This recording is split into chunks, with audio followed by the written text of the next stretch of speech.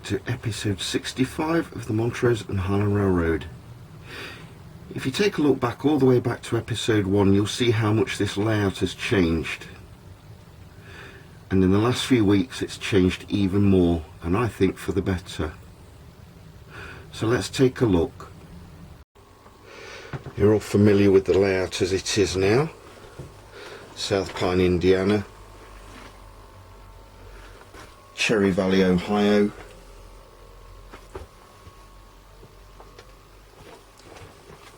And the 8 road yard here at Blue Haven, except it isn't an 8 road yard anymore, it's actually a 5 road yard.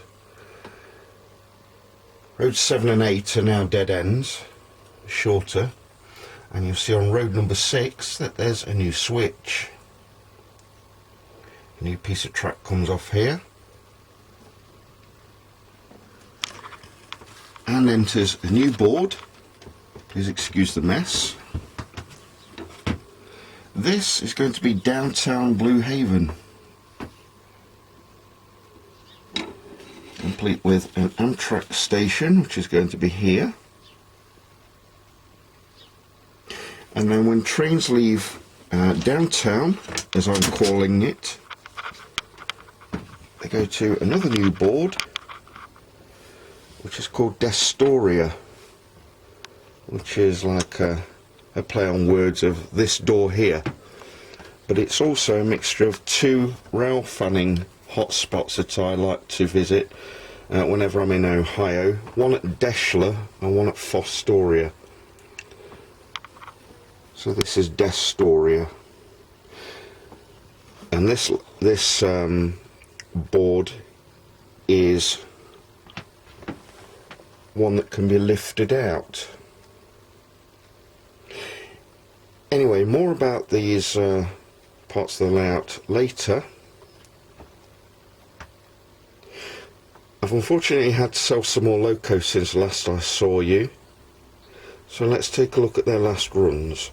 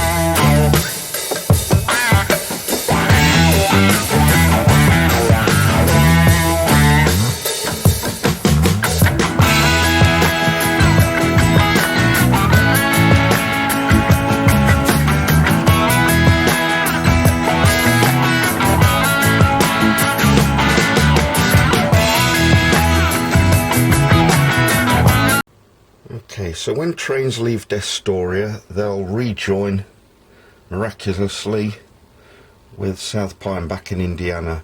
So Destoria is actually the furthest east point on the layout, and it links to the furthest west point on the layout via this piece of track here, which is actually very sharp, but fortunately my longest locos do manage to get around this. There'll be a cornfield here and maybe a building on this side, and there's also a road that goes around there. I want to say a huge thank you to my friend Lackey, who actually helped me build the framework for the new boards and the extension to the layout. He spent one Saturday afternoon with me helping me build all this, and it was really kind of him to give me his time.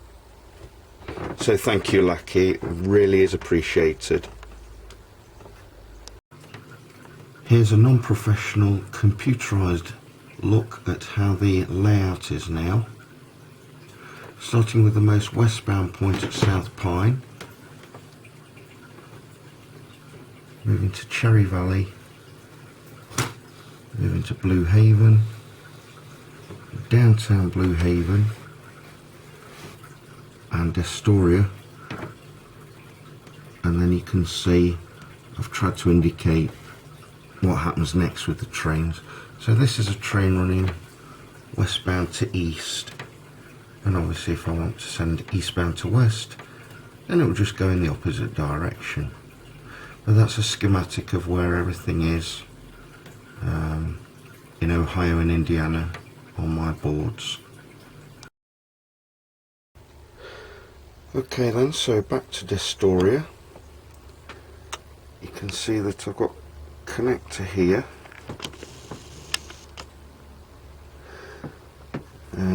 I still work with the terms of positive and negative, even though it's probably not how DCC works.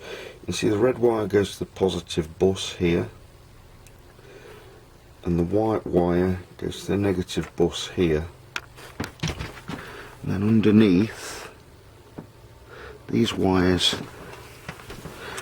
go to the track work as usual.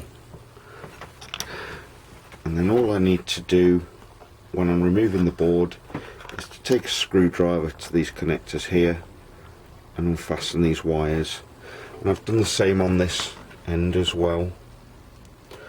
I've got blue and white wires at this end. I don't know, I just fancied a change. And sorry if it keeps going out of focus. I've got connection here and a connection here, so both sides of the board joins are connected, and just to be on the safe side I put another connection here. And as I say, you can see on this side as well, there's a connection here, and I'm going to put another connector in here, but the next one is down there. So I'll just take the connectors apart, and you can see the Destoria board removed. There we are, the board's removed. I can walk in and out of the shed.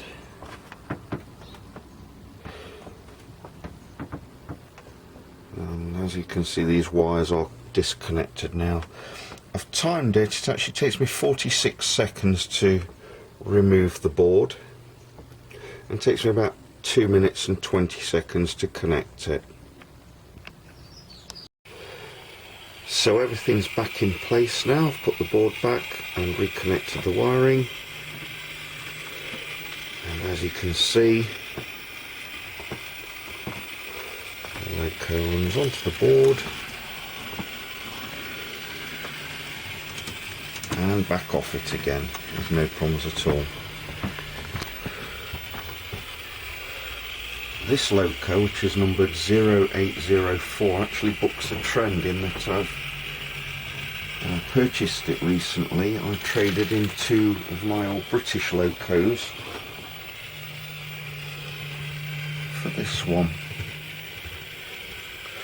And you might recognise earlier on in the video that I had another Conrail Loco SD80 Mac, the same as this, numbered 4133. It's actually one of the ones that I sold recently, so this is a replacement for 4133 in effect. So that's all from this episode of the Montrose and Highland Railroad. You can probably tell I'm really quite excited by this new development on my layout. It means I can sit in the shed and just watch trains going round and round, which is something which I haven't been able to do on this layout previously. So thanks for watching. Put like or dislike down below and consider subscribing to my channel. There's more to come. I'm going to work on improving the scenery on the new boards and also around the rest of the layout. So stay tuned. Catch you soon.